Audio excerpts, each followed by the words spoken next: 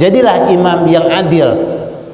Ya, kullukum ra'in wa kullukum mas'ulun an ra'iyatihi. Semuanya kita ini adalah pemimpin, dan setiap pemimpin akan diminta pertanggungjawabannya. Lah kita pemimpin di mana? Fil bait alal aqal. Antal imam fil bait alal aqal. Kita adalah pemimpin paling tidak di rumah. Imam kita di rumah.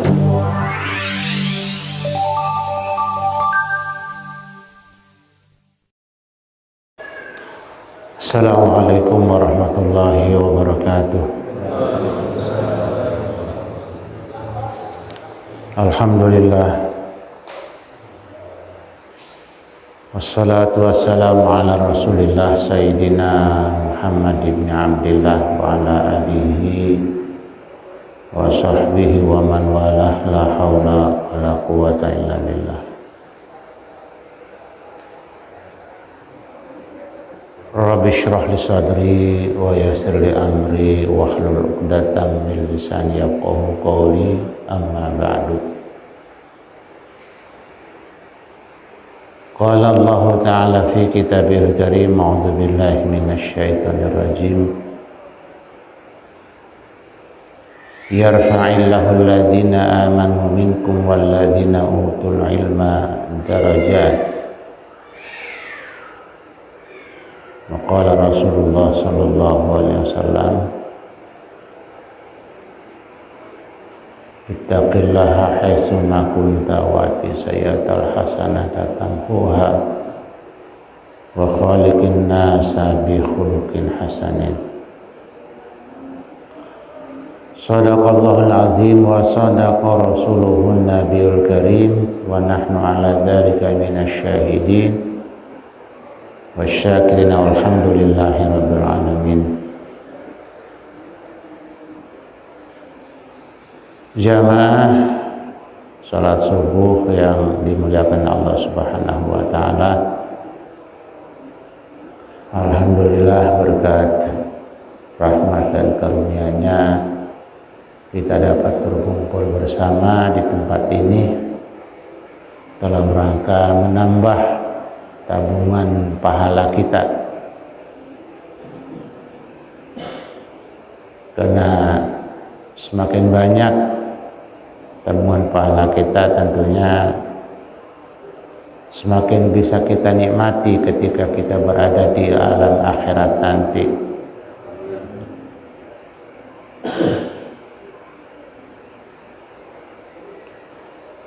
Kita masih bersama Syu'abul Iman,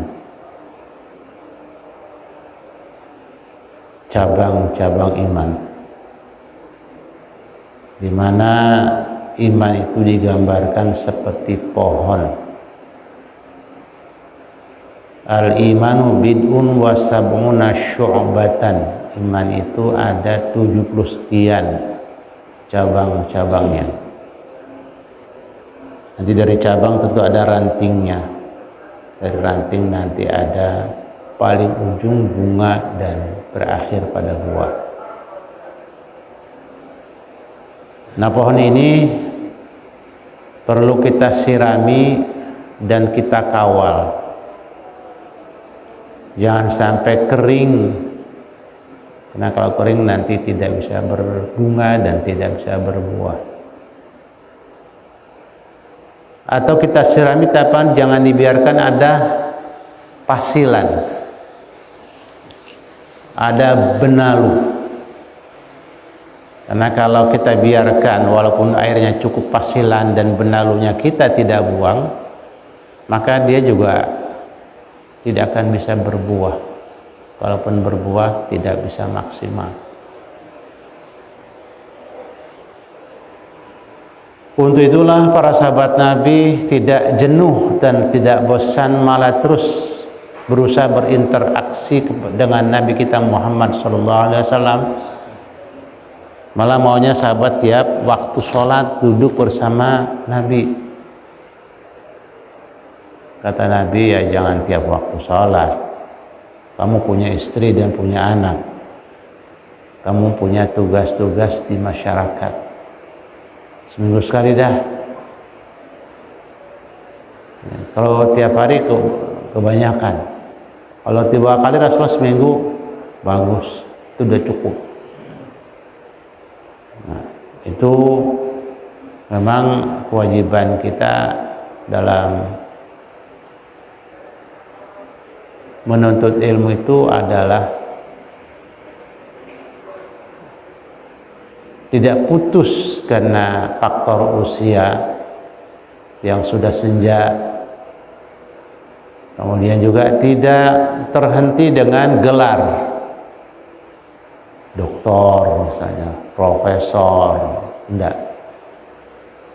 Karena menyirami pohon iman itu harus terus menerus dan mengawal terus, apalagi kita hidup berinteraksi dengan berbagai macam soalan, problema, ujian yang muncul di tengah-tengah kita. Bisa jadi itu salah satunya adalah benalu yang bisa merusak iman, pohon iman kita. Kalau rusak, kalau dia digerumuti, dikerumuni oleh benalu dan pasilan, pastinya tidak bisa berbuah. Bapak Ibu rahimakumullah, kita sudah sampai pada syu'abul iman yang ke-6 kemarin, yaitu al-iman bil yaumil akhirah. Al-iman bil yaumil akhir, beriman, percaya kepada hari yang akhir, hari akhirat. Nah, pertama tahapannya mas'alatul qabri. Hari akhir itu tahap yang pertama adalah kuburan, alam barzah. Alam barzah itu bukan kuburan yang kita lihat dengan mata kepala kita, alam baru yang tidak bisa disentuh oleh indera kecuali dengan iman. Karena ruh tidak bisa disentuh. Gimana megangnya ruh? Kita pegang ruh. Ruh itu adalah interaksinya nanti dengan alam barzah, bukan jasad kita. Kalau jasad kita begitu masuk alam barzah dalam waktu sekian hari udah habis. Makanya alam kubur itu apa sih? Pertama, baitul gurbah. Alam kubur adalah rumah tempat pengasingan. Bapak bikin rumah bagus sudah, Masya Allah, dirintis dari mulai bersama istri tahun pertama, terus dirintis di rumah, diperbaiki. Bapak punya kamar pribadi, anak-anak ada kamar pribadi, ada ruang tamu, dan istri masing-masing ada dapur segala macam. Begitu bapak meninggal, bapak pasti akan diasingkan oleh istri dan anak-anaknya. Mau ditinggalkan di kamar gitu? No. Istri sama. Istri kita sama-sama berumah tangga dari awal sampai terus bersama anak dan cucu. Apakah terus istri saat meninggal terus kita biarkan, kita siapkan kamar? Dan. Makanya boleh kita bangun rumah kita yang bagus, yang besar, yang luas. Boleh kita punya kendaraan yang bagus. Boleh kita merintis pekerjaan dekat dengan rumah kita, tapi harus siapkan baitul gurbah ini. Rumah tempat pengasingan. Nah, kita pasti diasingkan. Anak-anak yang kita besarkan, yang kita didik. Nggak mungkin dia nyimpan jasad kita di rumahnya, nggak mungkin. Istri kita yang begitu setia, nggak mungkin terus juga kita dibiarkan. Ya. Nah, makanya alam barzah ini satu alam. Tadi pertama alam disebut baitul gurbah, rumah tempat pengasingan. Yang kedua, baitul wahdah. Kuburan itu apa sih? Baitul wahdah. Rumah sendirian, nggak ada yang menemani, nggak ada.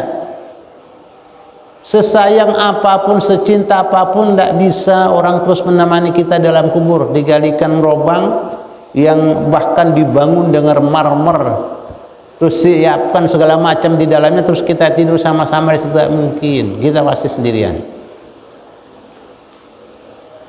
Nah, untuk itulah makanya pagi-pagi ini kita bersusah payah bangun subuh. Kita sholat sunnah tahajud tadi malam, sholat witir. Kemudian kita sholat sunnah qabliyah subuh.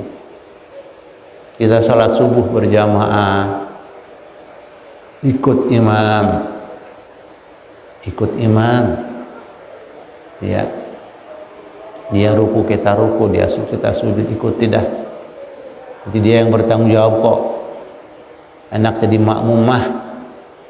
Ya, masuk surganya duluan, imam belakangan.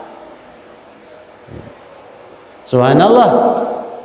Itu semuanya tahapan-tahapan mencari pahala, memperbanyak tabungan pahala kita. Karena kita akan nanti sendirian di alam barzah, baitul wahdah, rumah sendirian. Nah, makanya kata Nabi, al-mu'min kayyisun fatin. Hadis Nabi ini. Nabi memberikan arahan, orang yang beriman itu cerdas dan terampil. Cerdas menghitungnya. Boleh punya rumah yang besar, boleh punya kendaraan yang bagus, kemudian boleh juga kita buat perusahaan tempat kita kerja di sekitar kita. Karena itu tanda-tanda orang nyaman betul, rumahnya besar, kendaraannya bagus, kerjanya nggak jauh-jauh. Ya kerjakan ke luar negeri cuman keren doang, Pak. Keren doang, gimana kerjanya di Jerman, keren doang. Tapi namanya pepatah itu tidak bisa dipungkiri. Hujan batu di negeri sendiri, hujan emas di negeri seorang, hujan batu di negeri sendiri masih lebih nyaman. Dan coba aja rasakan, ya kita pernah merasakan itu. Berat. Gak nyaman. Kalau enak kan, yang enak nih, istri selalu kelihatan, anak-anak selalu nampak wajahnya. Ya, kemudian dibalik, suami juga selalu nampak di wajah istrinya. Ya, kalau pergi kan, itu istri udah was-was baik. Ya, kalau suaminya pergi, itu istri nggak tenang aja yang ada. Apalagi kalau ganteng, takut istrinya suaminya nanti diambil orang. Dibalik, nauzubillah, istri pergi jauh-jauh, gimana kita nggak ketemu istri sehari aja udah bingung bagaimana jauh-jauh berlama-lama. Subhanallah.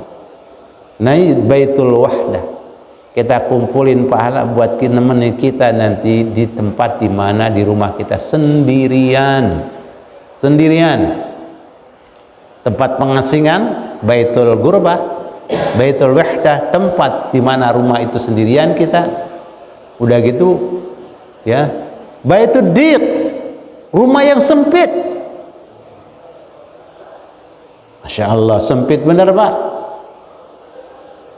Ya, udah di dalam tanah, kemudian ukurannya sekian saja, kecil bener dah.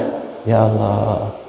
Nah, supaya jadi luas, nanti ini duduk kita bersama ayat-ayat Allah dan hadis Rasulullah, al-i'tikaf fil masjid, duduk di masjid berlama-lama bersama zikrullah, bersama istighfar, bersama tasbih, bersama Al-Quran, bersama salawat Nabi. Itulah nanti yang akan membuat kita tidak sendirian, tidak merasa asing, tidak merasa diasingkan, dan tidak kesempitan. Apalagi yang alam kubur itu, apa itu? Apa kuburan? Baitud-dud. Astagfirullahaladzim, ya Allah. Baitud-dud, rumahnya para cacing tanah. Ya Allah.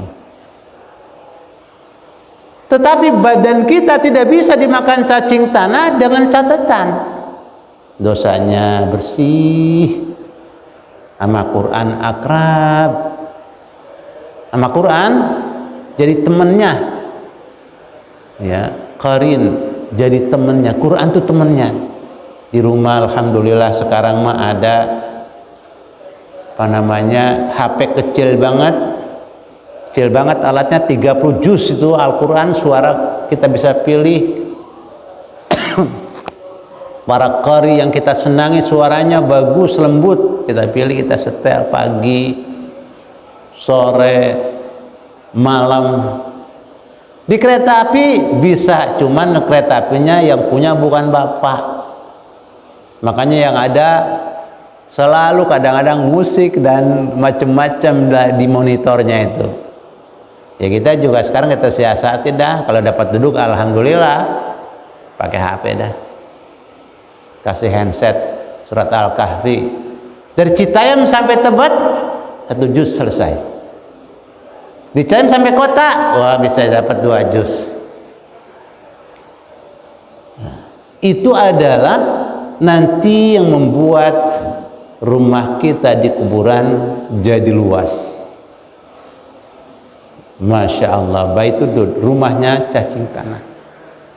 Tapi kalau orang yang memang Quran itu akrab di badannya, di hatinya, di jiwanya, cacing tidak bisa mau makan, tidak bisa mendekat. Dan itu bukan cerita 1-2, bukan 1-2 orang yang cerita. Bahkan orang-orang yang memang ahli thalabil ilmi, ahli duduk mencari ilmu, mencoba mendengarkan cari ilmu, subhanallah, itu tadi yang tadi Baitul Gurbah menjelma menjadi bustanun jamilun jiddan, hadiqatun jiddan, raudatun min riyadil jinan, menjelma menjadi sebuah taman surga yang sangat indah. Nah, itu bukan cerita, bukan sekedar cerita yang mengada-ngada, tapi salah satu guru kita yang sering kita dengar, Syekh Ali Sabuni, yang dimakamkan di Turki, ya, pernah tinggal di Mekah jadi dosen Ummul Qura. Kemudian ya namanya orang subhanallah, dia memang orang yang haus terus belajar, haus mencari ilmu, terus keliling dan akhirnya stay di Turki dan dimakamkan di Turki. Luar biasa. Itu di Syria, di salah satu masjid agung ada namanya Al-Haffar. Al-Haffar itu tukang gali kubur. Ini sudah saya ceritakan. Jangan bapak-bapak, kuburannya luar biasa. Begitu ditaruh, langsung pingsan yang bawa, yang naruh jasanya pingsan. Kenapa? Karena berubah alam itu menjadi alam yang sangat indah dan cantik buat dia. Itu Al-Haffar. Nah ini kuburan, masya Allah Pak, ngeri bener. Alam barzah itu menakutkan benar. Ya, Baitul Gurbah, Baitul Wahdah, Baitul Dud, kemudian Baitul Munkar wa Nakir, rumahnya, tempatnya malaikat munkar nakir yang nanya segala macam aktivitas kita di dunia. Nah, ketika kita di dunia bisa berbohong, bisa menjawab dengan lidah kita yang sangat lembut, tapi begitu di alam barzah, al-yawma nakhtimu ala afwahihim wa tukallimuna aydihim wa tashhadu arjuluhum bima kanu yaksibun. Chrisye, seorang vokalis dan gitaris yang sangat-sangat pintar, di akhir-akhir hayatnya minta tolong kepada Taufik Ismail, tolong Mas Taufik buatkan saya lirik lagu. Kata Mas Taufik, sampean kan ahlinya, ahline gitar sampean luar biasa. Coba kalau kita duduk naik bus dari Jakarta sampai dengan ke Banyuwangi dengan lagu Ebit GAD, menceritakan bagaimana orang tua kita yang keriput kering diterpa matahari ingin menuai panen padinya, tapi si anak tidak bisa menemani ayahnya. Rasanya Masya Allah. Krisha juga kayak gitu. Akhirnya Taufik ditelepon lagi, Mas, mana lagunya? Wah, saya tidak bisa. Mas, tolong dong lirik lagunya yang berbau religi. Taufik Ismail membaca surat Yasin sampai pada ayat 66, al-yauma nahtimu ala afwahihim wa tukallimuna aydihim wa tashhadu arjuluhum bima kanu yaksibun. Ditulislah lirik lagu itu oleh beliau. Setelah itu dikirim, mana Mas? Nih sudah jadi, kirim. Begitu dikirim, coba Krisha menyuarakan lagu ini, dan masuklah ruang rekaman. Setiap dia mau mulai nangis, dan selalu gagal. Sekali sampai 3-4 kali, sampai 5 kali, 6 kali, 7 kali baru dinyanyikan seadanya. Dan setelah itu Krisha tidak pernah lagi meninggalkan ibadah sholatnya. Kenapa? Al-yauma nakhtimu ala afwahim, pada hari ini di kuburan kati mulut kita nanti disegel. Wa tukallimuna aydihim, di dunia bisa saja berkelit macam-macam. Apalagi kalau punya kekuasaan, bukan main, bisa benar. Yang benar jadi salah, yang salah jadi benar, bisa. Tapi di kuburan, di alam barzah, la hujjata lahu, tidak bisa dia bermacam-macam, lidahnya, mulutnya dikunci, tangannya ngomong. Itu alam kubur. Kakinya jadi saksi. Allahu Akbar, itu alam barzah. Makanya kita dengan demikian baca Yasin rutin malam-malam tertentu, bagus. Tapi harus menjadi jiwa, harus menyirami iman kita itu untuk di alam barzah siap-siap. Kenapa? Alam baitul munkar wa nakir. Nah, kalau kita sudah akrab dengan Quran, rajin dengan Quran, dengan sholawat, dengan tasbih, dengan istighfar, dengan tahlil, takbir, ya cuman memang kita dibombardir dengan lagu-lagu, dengan musik di kereta api, di bus, di angkot. Nah, dengan demikian pesannya Pak, Bu, kita umat Islam harus punya kereta api sendiri, punya bus sendiri. Artinya perusahaan-perusahaan bus itu jangan mereka semua yang punya, ya boleh mereka punya, kita juga harus punya, sehingga nanti kita kalau mau ke Jogja bisa naik bus yang supirnya sudah ditata oleh bosnya dari Masjid Baitur Rahman di Aneka Gas, ya, nanti berhentinya di Masjid sono ya. Untuk apa? Sholat maghrib dan isya. Di masjidnya juga ada kayak Masjid Baitul Falah di Seragen, ya subuh mampir dah, atau dampi jam 1 singgah di rumah, singgah masjid, pagi-pagi sholat subuh berjamaah, sarapan pagi bersama jamaah. 2000 porsi disiapkan sotonya, 1000 porsi disiapkan sotonya. Masya Allah, dapat pahala, dapat sarapan seger. Ini alam barzah adalah alam pertama yang disebut alam akhirat. Alam kubur adalah alam pertama yang disebut dengan alam akhirat. Setelah itu Pak, bisa jadi 1000 tahun, 2000 tahun. Dan detik-detik alam barzah aja lama benar Pak. Saat-saat mau masuk alam barzah, ada orang sakit Pak. Itu kan sakitnya menuju ke sana, itu dia perasaannya lama amat ini tong. Kok belum juga pagi? Ya padahal jamnya nggak berbeda, tetap 12 jam. Tapi Allah diputar menjadi lama sekali. 1 jam bisa jadi 1 hari. Kan banyak Pak tuh kita saksikan orang kalau udah sakit ke arah ke sana, malam nggak bisa tidur. Ini jam berapa? Kok belum juga subuh? Karena perasaan itu ditarik diperpanjang oleh Allah jadi lama. Alam kubur, la haula wala quwata illa billah.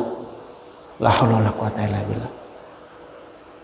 Nah, kalau kita tidak cerdas kan kita bangun rumah terus, bangun rumah yang di kuburan, yang di alam barzah kita bangun. Dan membangun rumah di alam barzah tidak susah, tidak sebesar dan tidak secapek membangun rumah di alam dunia. Capek Pak dunia mah, gede rumahnya, ngurusnya, bersihnya. Di alam barzah udah ada yang ngurusin, enak. Selesai alam barzah setelah 1000 tahun, 2000 tahun, 3000 tahun, atau setelah sekian tahun masuk alam berikutnya. Tahap berikutnya adalah mas'alatul ba'ats, tentang kebangkitan. Begitu Israfil meniupkan tiupan tertentu, bergerak dan bergoyang, hancur binasa. Di situ ada muncullah kita nanti surat Yasin lagi yang dibaca oleh bapak-bapak sebagian pada malam tertentu. Apa bunyinya? Bunyinya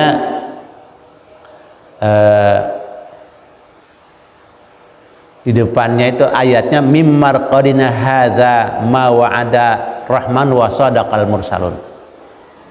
Mimmar qadina hadza ma wa'adal rahman wa sadaqal mursalun. Siapa yang bangunkan tidur saya ini? Kan begitu surat Yasinnya. Kaget ya, karena orang di alam barzah itu seperti dalam mimpi indah. Nah, itu nikmat kubur. Mimpi yang na'udzubillah. Mimpi apa? Mimpi dikejar-kejar ular, na'udzubillah, itu siksaan. Aduh, capeknya bukan main. Mimpi Masya Allah menakutkan, capeknya bukan main. Tapi kalau mimpi indah, pengennya berlama atau udah terbangun.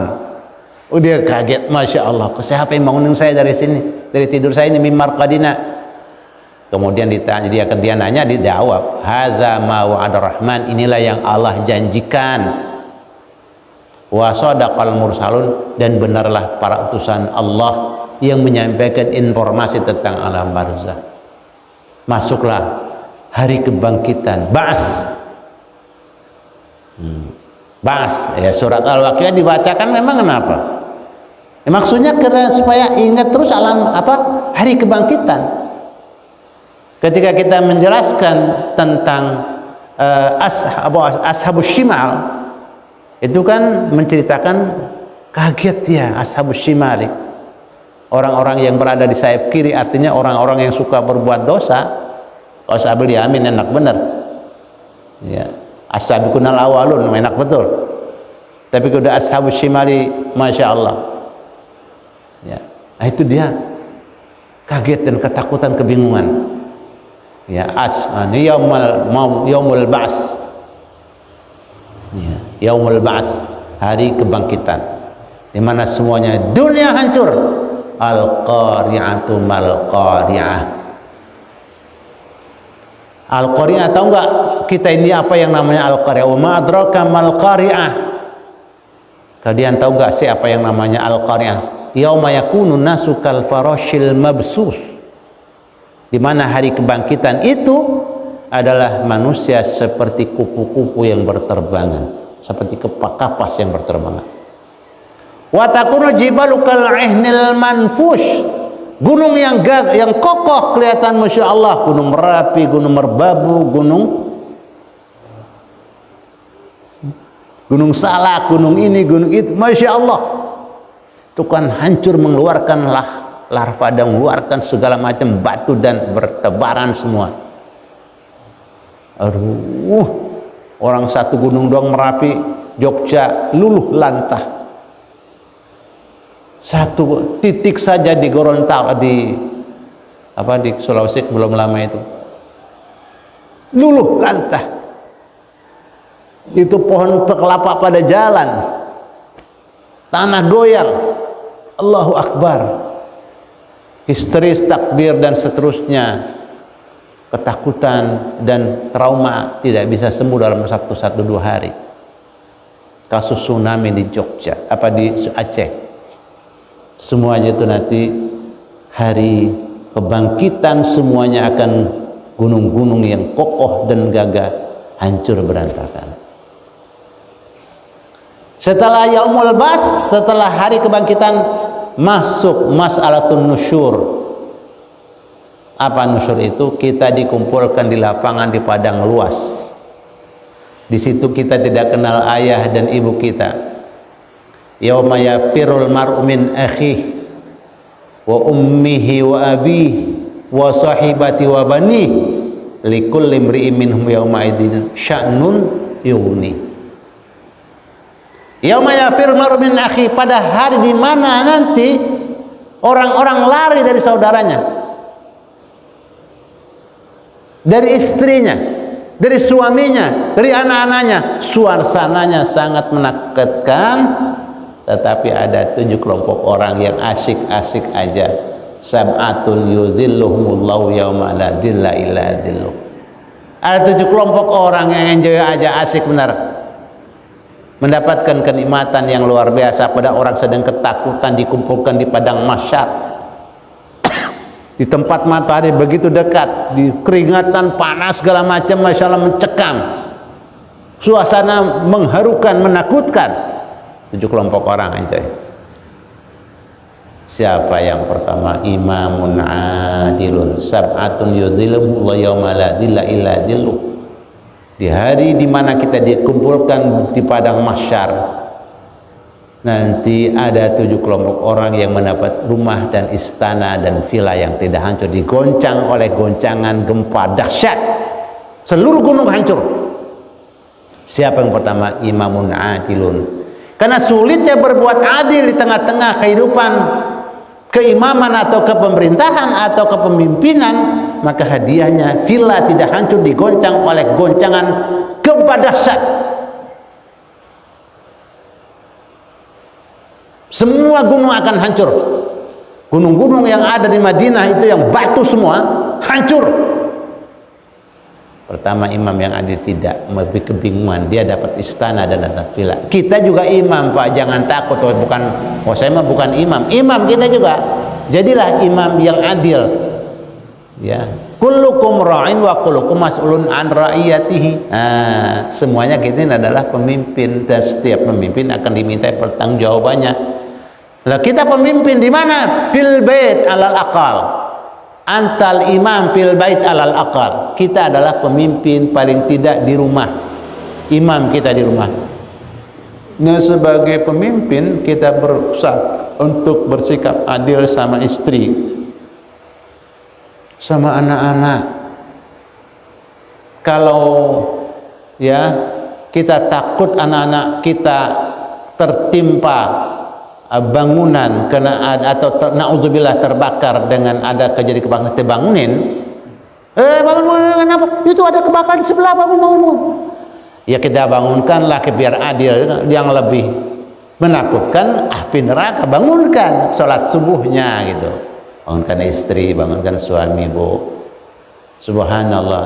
Nah, kita berbuat adil. Nanti tentunya adil ada definisinya sangat jangan dikira terus bagi sama, enggak. Adil tergantung dan yang penting proporsional. A'tiqul ladzi haqqin haqqahu. Ya adil sama dirinya pertama kali. Adil sama dirinya. Jangan berbuat adil sama dirinya enggak dibagi keadilan itu.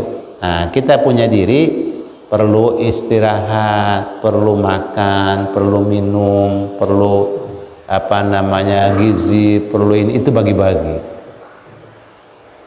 Jangan terus nggak tidur karena punya mata, harus merem gitu. Subhanallah. Kedua adalah syabun nasyafi ibadatil, anak muda yang tumbuh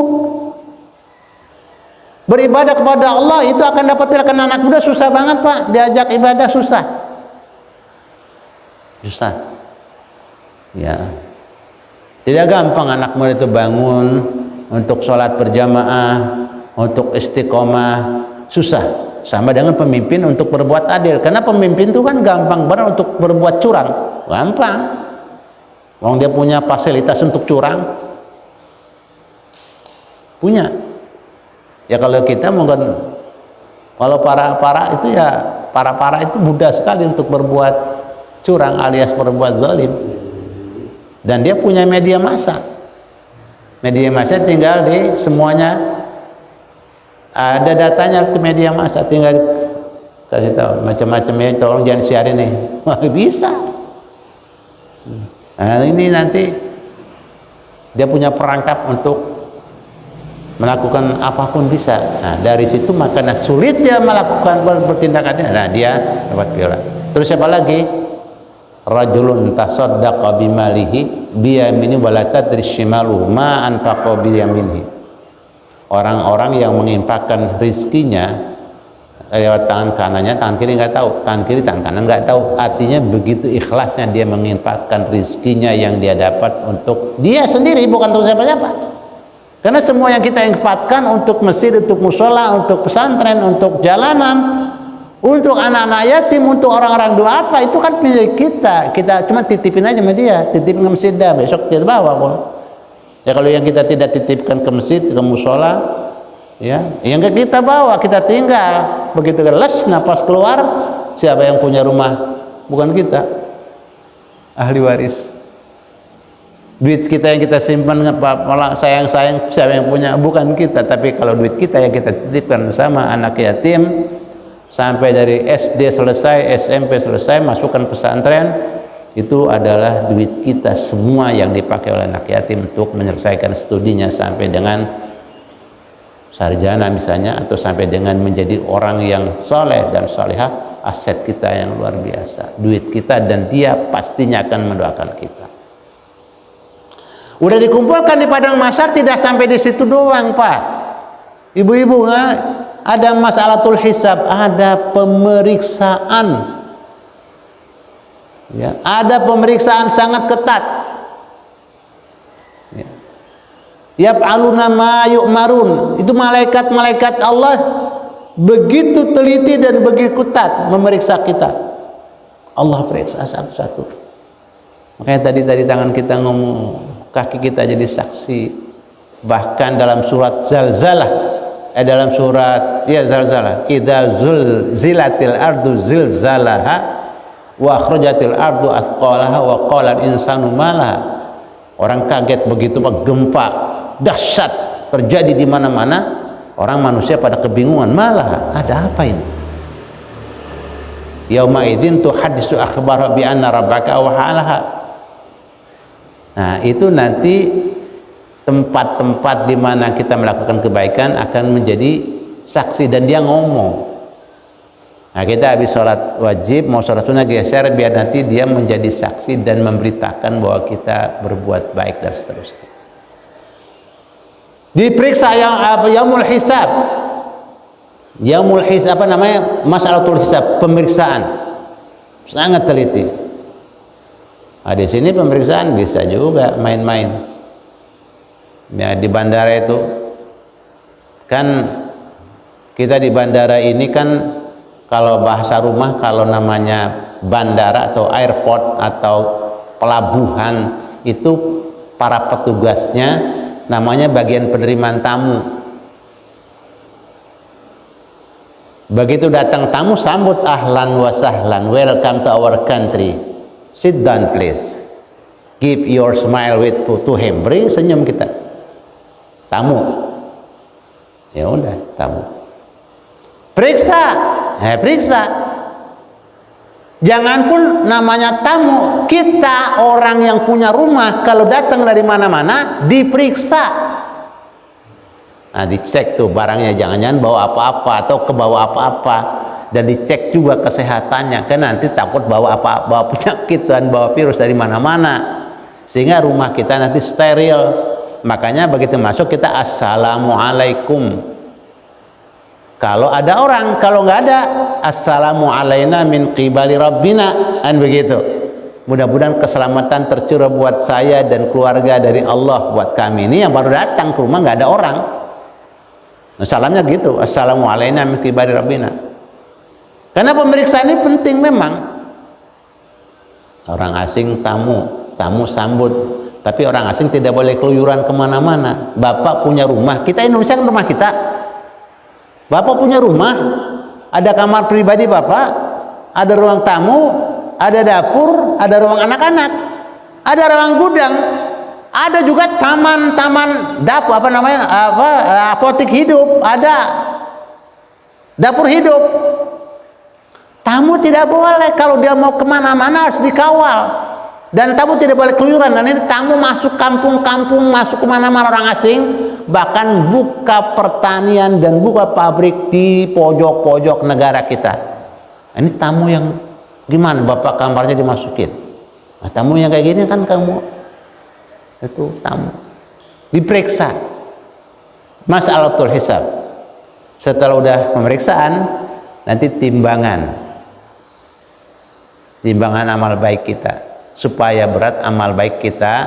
Ada amalan ringan, salawat, istighfar, tasbih, tapi ada tasbih.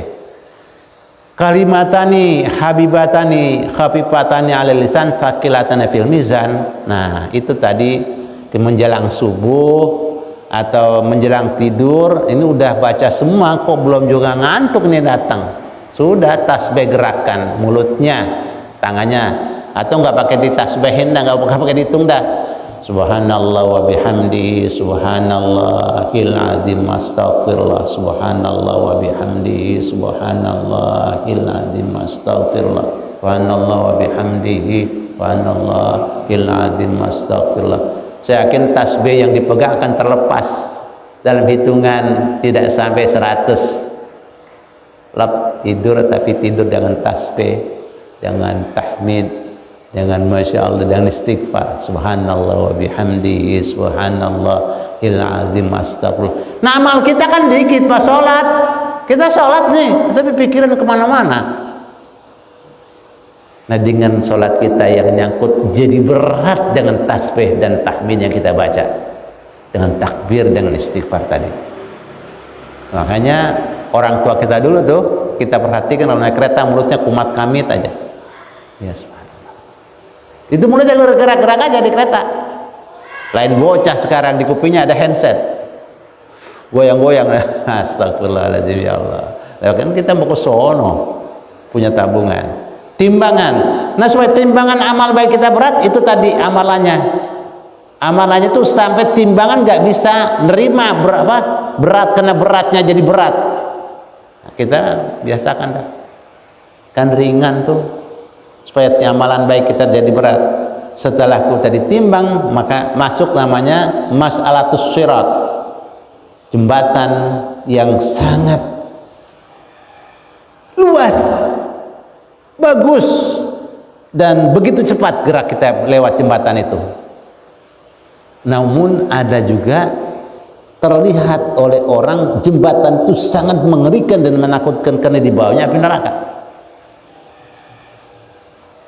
yang bisa melewati set ujung sorga, yang tidak bisa melewati jatuh. Dan nanti di jembatan itu ada orang yang kayak di dunia, Pak, set, ada yang tertatih-tatih, ada yang merangkak-rangkak, na'udzubillah, kepleset lagi, na'udzubillah. Nah, udah sirat, nah kita bisa nyebrang, alhamdulillah ya Allah, surga ujungnya. Na'udzubillah jatuh, neraka, na'udzubillah, na'udzubillah, na'udzubillah. Ini semuanya adalah alam akhirat yang tahapan-tahapannya pasti akan kita lewati dan pasti akan kita lalui. Tidak bisa seberapapun usaha kita untuk tidak mati, tidak bisa. Ya, kita kan kenal orang-orang yang masya Allah di backup jenderal, duitnya banyak, mati juga.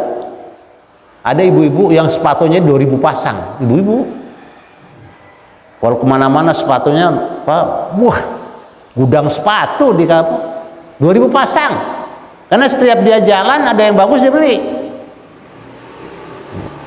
Udah jalan sendiri dia nggak dengan suami kan, kalau dengan suami masih jangan mah kebanyakan udah. Jalan sendiri dia kemana saja, duit dia banyak dan dia pejabat, suaminya orang nomor sekian. Luar biasa. Itu subhanallah, surga dapat, alhamdulillah. Alam barzah, alam kubur yang bagian daripada keyakinan iman kita, alam akhirat ini harus dan kita harus tanamkan terus, disiram terus. Kalau nggak disiram, ya nanti lama-lama cuek lewat kuburan, bahkan di kuburan pada bercandaria. Nah, kita mah kalau lihat kuburan, masya Allah, assalamualaikum ya ahlal kubur, assalamualaikum ya ahlal diyar, assalamualaikum ya dara qaumil mu'minin, antum sabiqun wa nahnu insyaallah bikum lahiqun. Allah mudah-mudahan ghafarallahu lana wa lakum jami'al muslimin, dan seterusnya selesai. Lihat kuburan tuh kode etiknya, kuburan merocok. Sekarang masya Allah pada macam-macam. Dah sudah mana jamnya, bisa ada jam situ. Sekarang nggak ada jam. biar terus ini nih. Oh ya ada nih. Jam 6 kurang 20 menit ya Pak. 37 ya. Sampai situ dulu alam akhirat. Tahapan pertamanya adalah tadi dari alam barzah dan seterusnya. Kita sambung nanti, masih bagian daripada syu'abul iman di pekan berikutnya. Mudah-mudahan diberikan kesehatan, diberikan panjang umur, taat beribadah kepada Allah Subhanahu wa taala. Hadanallahu wa iyyakum ajmain. Assalamualaikum warahmatullahi wabarakatuh.